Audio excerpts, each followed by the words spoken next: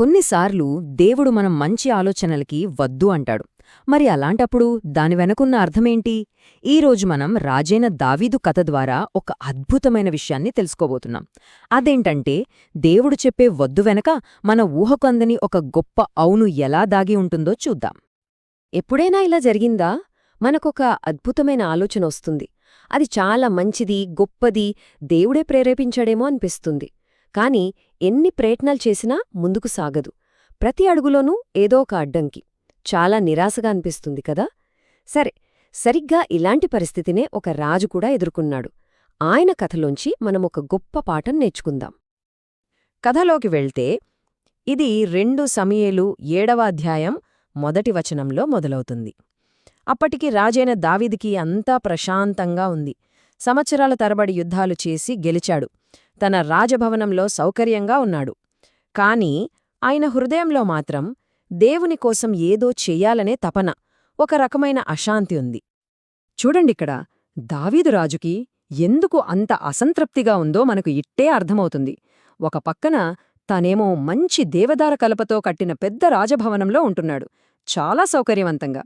కాని మరోవైపు సాక్షాత్తు దేవుని సన్నిధికి గుర్తుగా ఉన్న దేవుని మందసం మాత్రం ఒక మామూలు గుడారంలో ఉంది.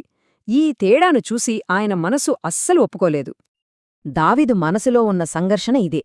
తన విజయం ఆయనకు గర్వాన్నివ్వలేదు. బదులుగా దేవుణ్ణి ఎలా ఘనపరచాలి అనే ఆలోచనను ఇచ్చింది.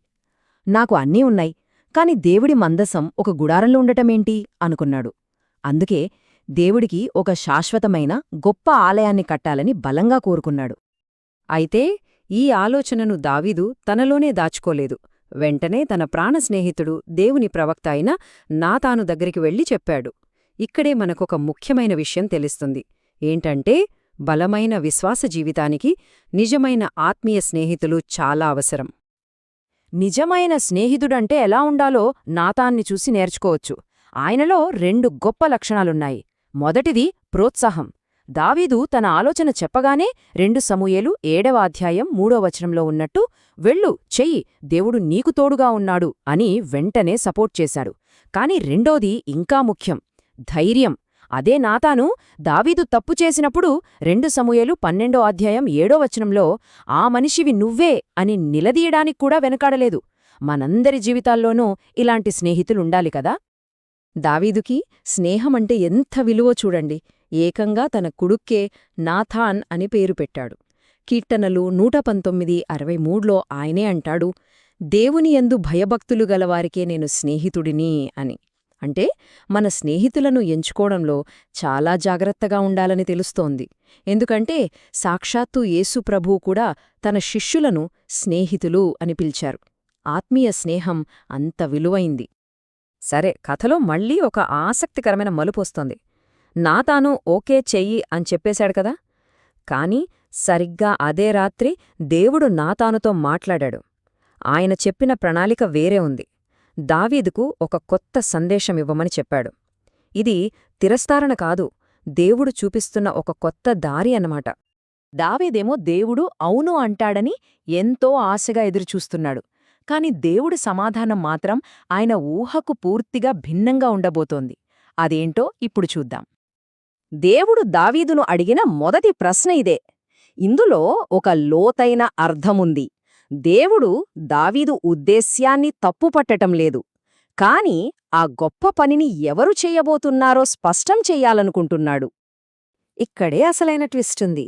దేవుడు దావీదు ఆలోచనను పూర్తిగా తిప్పేశాడు. నువ్వు నాకోసం ఇల్లు కట్టాలనుకుంటున్నావా? కాదు, నేనే నీకోసం ఒక ఇల్లు కడతాను. చూడండి ఎంత గొప్ప మాట. అంటే ఇక్కడ ఫోకస్ మొత్తం మారిపోయింది. దావీదు దేవుని కోసం ఏదో చేయడం కాదు, దేవుడే దావీదు కోసం ఒక గొప్ప కార్యం చేయబోతున్నాడు. ఇదొక అద్భుతమైన వాగ్దానం. ఇప్పుడు మనం ఈ కథలో అత్యంత కీలకమైన భాగానికి వచ్చాం. అదే దావీదు నిబంధన. ఇది కేవలం ఒక గూడి కట్టడం గురించి కాదు. ఇది దేవుని కృపమీద ఆధారపడిన ఒక శాశ్వతమైన వాగ్దానం. బైబిల్ చరిత్రలోనే ఇదొక మైలురాయిలాంటిది. దావీదు నిబంధన అంటే ఏంటి? సింపుల్గా చెప్పాలంటే, ఇది దేవుడు దావీదుకిచ్చిన ఒక షరతుల్లేని వాగ్దానం. ఇక్కడ ముఖ్యమైన పదం షరతుల్లేనిది. అంటే దావీదుగాని ఆయన తర్వాతొచ్చేవాళ్లుగాని మంచి చేసినా చెడు చేసినా దేవుడిచ్చిన ఈ వాగ్దానం మాత్రం మారదు. ఎందుకంటే ఇది మనుషుల పనుల మీద కాదు, దేవుని కృప మీద ఆధారపడుంది. 2 సమూయేలు 7వ అధ్యాయంలో దేవుడిచ్చిన ఈ వాగ్దానంలో కొన్ని ముఖ్యమైన విషయాలున్నాయి. మొదటిది, దావీదు ఒక భవనం గురించి ఆలోచిస్తే దేవుడు ఒక శాశ్వతమైన రాజవంశాన్ని, అంటే ఒక ఇంటిని కడతానన్నాడు. రెండవది, ఆ భౌతిక ఆలయాన్ని దావీదు కుమారుడు సొలొమోను కడతాడని చెప్పాడు. మూడవది, ఆ రాజ్యాన్ని శాశ్వతంగా స్థిరపరుస్తానన్నాడు. ఇక నాల్గవది, ఇది అన్నిటికన్నా గొప్పది, ఆయన వారసులు తప్పు చేసినా తన ప్రేమను మాత్రం ఎప్పటికీ తీసివేయను అని హామీ ఇచ్చాడు. ఇది పూర్తిగా కృపతో నిండిన వాగ్దానం. 100 సంవత్సరాల క్రితం దేవుడు చేసిన ఈ వాగ్దానం చివరకు ఎక్కడ నెరవేరిందో తెలుసా? యేసుక్రీస్తులో. అందుకే ఆయన్ను దావీదు కుమారుడు అని పిలుస్తారు. ప్రకటన గ్రంథం 22:16లో చెప్పినట్లుగా యేసే ఆ దావీదు వేరు, ఆయన సంతానం కూడా. దేవుని ప్రణాళిక కేవలం ఒక గుడితో ఆగిపోలేదు. అది యుగయుగాలకు నిలిచేలా ఎంత గొప్పగా ఉందో మనమిక్కడ చూడొచ్చు. సో ఫైనల్గా ఈ కథ నుంచి మనం నేర్చుకోవాల్సిన ముఖ్యమైన పాఠమేంటంటే, మన చిన్న చిన్న ఆలోచనల కన్నా దేవుని గొప్ప ప్రణాళికను నమ్మడం ఎంత అవసరమో దావీదు జీవితం మనకు చూపిస్తుంది. ఆయనే మన జీవితాలకు మాస్టర్ ఆర్కిటెక్ట్. కాబట్టి మన జీవితంలో మంచి పనులకే అడ్డంకులొస్తున్నాయని బాధపడద్దు. అది ఫెయిల్యూర్ కాదు. బహుశా ఆ ప్రధాన వాస్తుశిల్పి అయిన దేవుడు మనకోసం ఇంకా మంచి ప్రణాళికను సిద్ధం చేశాడేమో. దాన్ని నమ్మమని మనకు ఇస్తున్న ఒక ఆహ్వానంగా దాన్ని చూడాలి. కీర్తనలు 127వ కీర్తన మొదటి వచనంలో ఇదే విషయం స్పష్టంగా చెప్పబడింది. యెహోవాయే ఇల్లు కట్టకపోతే కట్టేవారి ప్రయాసమంతా వృధా. అంటే మన సొంత బలం మీద, మన ఆలోచనల మీద ఆధారపడటం కాదు, అన్నిటినీ దేవుని చేతిలో పెట్టి ఆయన ప్రణాళికను నమ్మాలి. అప్పుడు దేవుని ఒద్దు వెనుక ఉన్న గొప్ప అవును మనకర్థమవుతుంది. మరి ఈ కథ విన్న తర్వాత ఒక్కసారి మన జీవితాల గురించి ఆలోచిద్దాం. ఏదైనా ఒక మంచి ప్రణాళిక అర్ధంతరంగా ఆగిపోయిందని బాధపడుతున్నామా? బహుశా ఆ మూసుకుపోయిన తలుపు వెనుక మనం ఊహించిన దానికన్నా ఎంతో గొప్ప వాగ్దానానికి దేవుడు దారి చూపిస్తున్నాడేమో? ఏమంటారు?